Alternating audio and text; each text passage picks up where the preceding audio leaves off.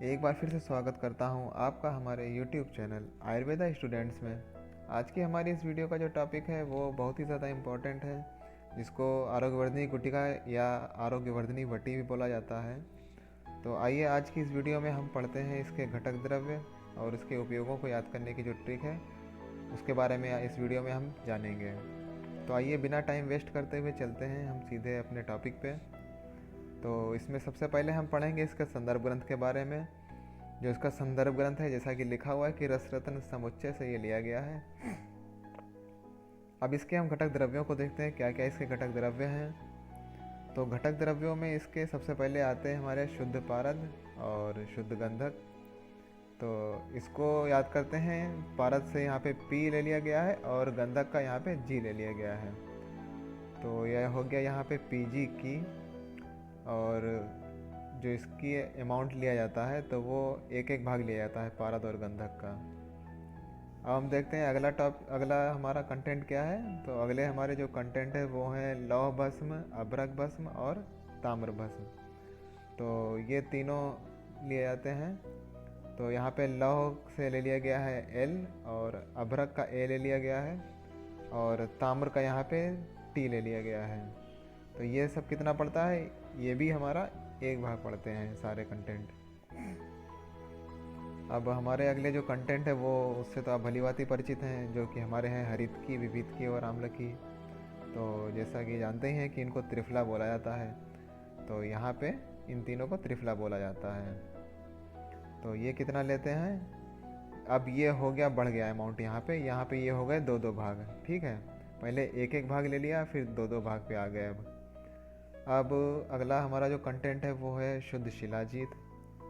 तो शिलाजीत का जो ट्रिक है वो है शिला पर, और इसके लिए जाते हैं तीन भाग। ठीक है, अब चलते हैं अगले कंटेंट पे। वो हमारे हैं दो, ये शुद्ध गुग्गुलू और एरंड मूल। तो गुग्गुलू का गा और एरंड मूल का ए मिला के यहाँ पे हमने ले लिया है गायें। ठीक है, तो ये कंटेंट की मात्रा फिर बढ़ गई, यहाँ पे हो गई चार भाग। ठीक है, तो यानी कि हमारी जो कंटेंट की मात्रा है वो धीरे धीरे बढ़ती चली आ रही है, यानी कि एक भाग, दो भाग, तीन भाग, फिर चार भाग। ठीक है, अब इसके बाद जो इसका मेन कंटेंट है तो वो है कटुका। ठीक, तो इससे यहाँ पे याद किया गया है कड़वा से। तो ये सबसे ज़्यादा लिया जाता है, जो कि हमारा है 22 भाग। यानी कि ये सारे कंटेंट हम मिला लेते हैं तो वो मिलके आधे हो जाते हैं 50%, और 50% बाकी ये हमारा जो पड़ता है कटुका है, ये अकेले बाकी सबके बराबर होता है। तो ये 22 भाग लिया जाता है।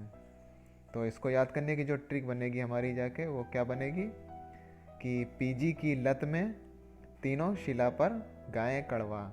यानी कि जो कोई तीन दोस्त गए थे पीजी करने की तैयारी करने के लिए, तो वो पीजी की लत में तीनों शिला पे चढ़ के कड़वा गाने लगे। ठीक है, अब हम चलते हैं अगले टॉपिक पे, देखते हैं हमारा अगला टॉपिक क्या है। तो इसका जो भावना द्रव्य है वो है नीमपत्र सोरस। जो नीम का वृक्ष होता है वो वैसे ही आरोग्य देने वाला होता है। तो यहाँ पे इसके नीमपत्र सोरस की भावना ली गई है, उससे याद रखेंगे। अब बात करते हैं हम इसके निर्माण विधि के बारे में। तो जो इसको बनाने की जो विधि है वो तो बहुत ही सिंपल है कि सर्वप्रथम शुद्ध पारद और शुद्ध गंधक लेते हैं, उसकी कजली बना ली जाती है। तो उसमें जो बाकी भस्मों को मिला के मर्दन करते हैं। फिर उसके बाद उसमें जो गुग्गुलू होता है उसको कूट लेते हैं, फिर नरम करके उसमें शिलाजीत आदि जो बाकी बचे द्रव्य होते हैं तो उनका सूक्ष्म चूर्ण मिला के खल में मिश्रित कर लेते हैं। फिर उसमें नीम पत्र की भावना देते रहते हैं, और दो दो रत्ती की जो गोली बनेगी उनको सुखा लेंगे। तो इसकी मात्रा पे चलते हैं, देखते हैं इसकी मात्रा क्या है। तो जैसा कि यहाँ पे आ रहा है कि इसकी मात्रा 250 to 500 मिलीग्राम ली जाती है।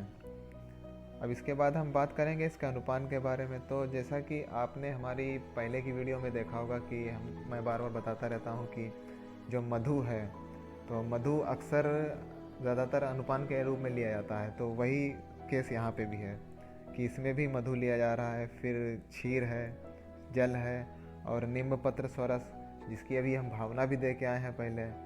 ठीक है, तो अभी हमने इसकी भावना भी दी है इसमें। तो इसका स्वरस डाला जाता है, नीमपत्र स्वरस का अनुपान के रूप में लिया जाता है। तो और अदरक स्वरस ये हो गया, इसके अनुपान हो गए। तो अनुपान को याद करने में कोई दिक्कत नहीं होगी। अब इसके बाद हम बात करते हैं इसके मुख्य उपयोग या फिर इसके रोगाधिकार के बारे में। तो जैसा कि इसका नाम ही है कि आरोग्य वर्धनी वटी, तो इसका अगर हम संधि विच्छेद करें तो हमारे सामने आता है आरोग्य और वर्धनी। तो ये दो शब्द आते हैं हमारे सामने। तो इसमें से आरोग्य जो वर्ड है उसका जो मतलब है, तो उसका मतलब है कि रोग रहित, और जो वर्धिनी शब्द है तो उसका मतलब है वर्धन करना, अर्थात बढ़ाने वाला। यानी कि जो स्वस्थ अवस्था को बढ़ा दे वो औषध द्रव्य आरोग्य वर्धनी वटी है। तो यानी कि इसका इतना वर्सटाइल यूज़ है, इतना ज़्यादा यूज़ है कि इसका नाम ही रख दिया गया है कि आरोग्य वर्धनी वटी। तो उसमें से अब हम कुछ मेन उठा लेते हैं उपयोग। तो जो इसके मुख्य उपयोग हैं तो वो हैं हमारे कुष्ठ और जीर्ण ज्वर, यानी कि जो बहुत पुराना ज्वर हो जाता है तो उसमें भी ये काम कर जाता है। और जो मधुमेह है और मेदो विकार हैं, तो आप यहाँ पे जो मेदो विकार हैं तो उन मेदो विकारों को ढूंढ ढूंढ के एक्सपेंड कर सकते हैं। और जो अगला है हमारा वो है यकृत विकार। तो यकृत विकारों को आप ढूंढ ढूंढ के जो भी हैं आयुर्वेद में तो उनको लिख सकते हैं अपने इसमें बढ़ाने के लिए।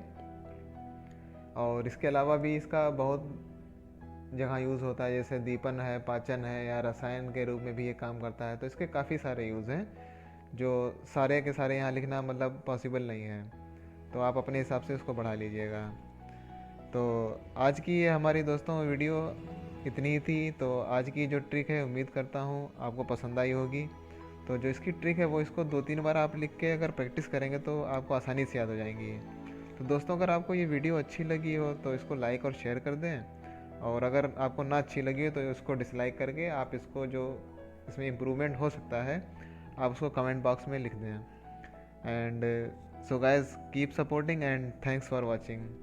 जय हिंद, जय आयुर्वेद। धन्यवाद।